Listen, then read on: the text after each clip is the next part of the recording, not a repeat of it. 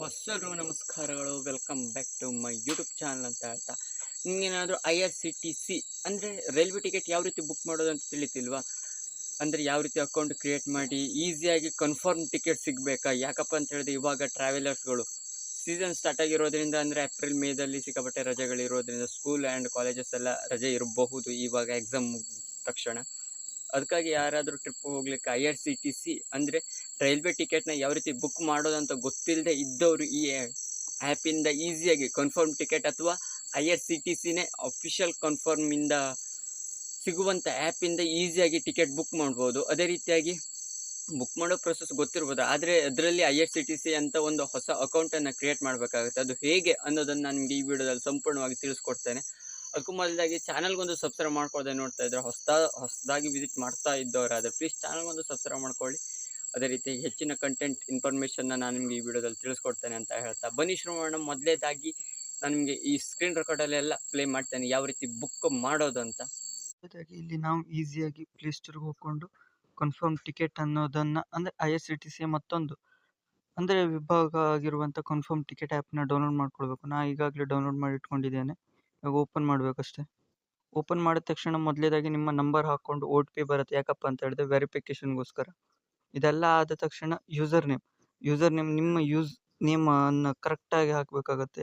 ಇಲ್ಲಿ ನೋಡ್ತಾ ಇರ್ಬೋದು, minimum 3 to maximum 35 characters allowed, letters and numbers are allowed. ಅಂದರೆ ಎಲ್ಲೂ ಕೂಡ ಗ್ಯಾಪ್ ಕೊಡೋ ಹಾಗಿಲ್ಲ.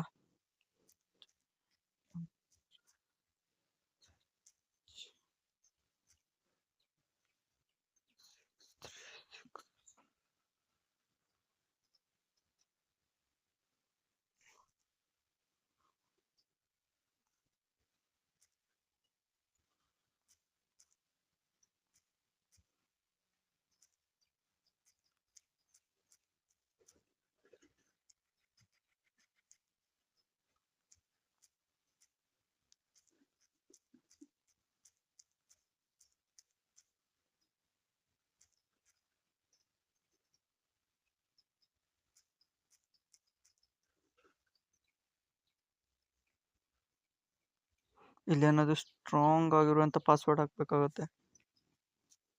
ಏನಾದರೂ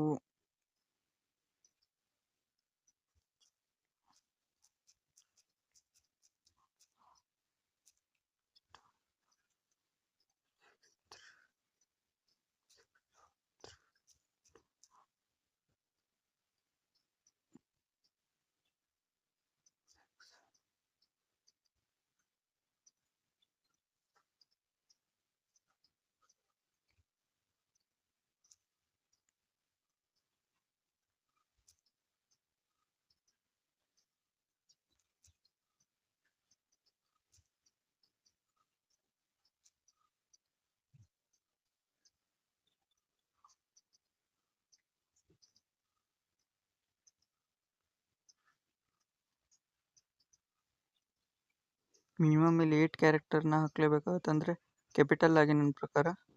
ಅದೇ ರೀತಿಯಾಗಿ ಹಾಕೋಣ.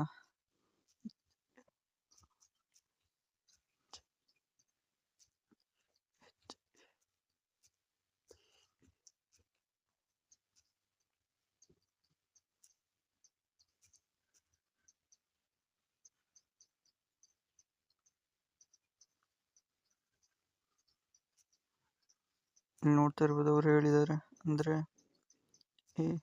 ARHARS.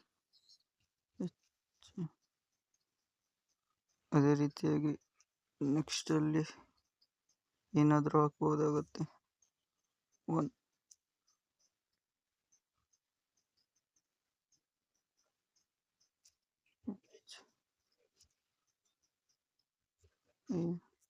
ARSH.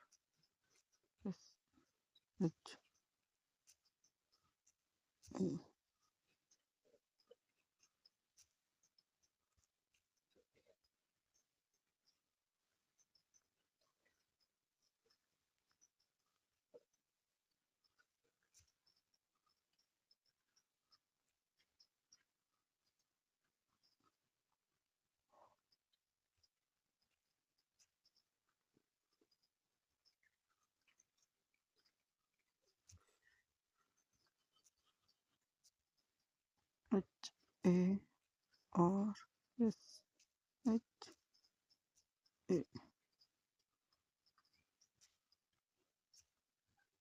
21 HA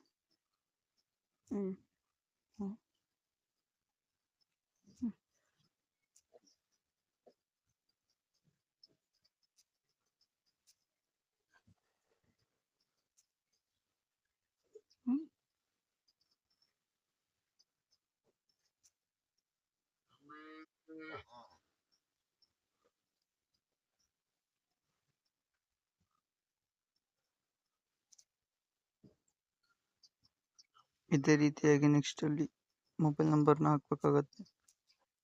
2316 ಎಂಟರ್ ಕ್ಯಾಪ್ಚ್ ಕೂಡ ಎಂಟರ್ ಮಾಡೋಕ್ಕಾಗತ್ತೆ. ಅಲ್ಲಿ ಏನಿರುತ್ತದೆ BMAN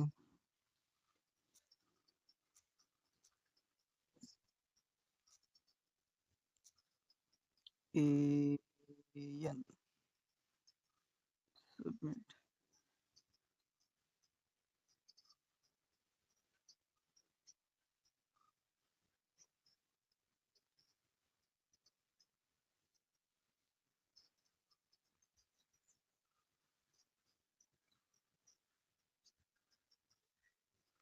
ಅದೇ ರೀತಿ ನೆಕ್ಸ್ಟ್ ನಿಮ್ಮ ಅಡ್ರೆಸ್ ಎಲ್ಲ ಕೇಳುತ್ತೆ. ಅಡ್ರೆಸ್ ಎಲ್ಲ ಕೊಟ್ಟಾದ್ಮೇಲೆ ಇಲ್ಲಿ ಮತ್ತೆ ಪಾಸ್ವರ್ಡ್ನ ಕೇಳುತ್ತೆ. ಪಾಸ್ವರ್ಡ್ ಮತ್ತೆ ಹಾಕ್ಬೇಕಾಗತ್ತೆ. ಇದರಿಂದಾಗಿ ಈಸಿಯಾಗಿ ಅಂದರೆ ಸ್ವಲ್ಪ ಕಷ್ಟ ಆಗುತ್ತೆ ಎಲ್ಲ ತಿಳ್ಕೊಳ್ಳಿಕ್ಕೆ. ಅದು ನೆಕ್ಸ್ಟ್ ಇಲ್ಲಿ ಮತ್ತೆ ಕ್ಯಾಪ್ಸ್ನ ಎಂಟರ್ ಮಾಡಬೇಕಾಗತ್ತೆ. RP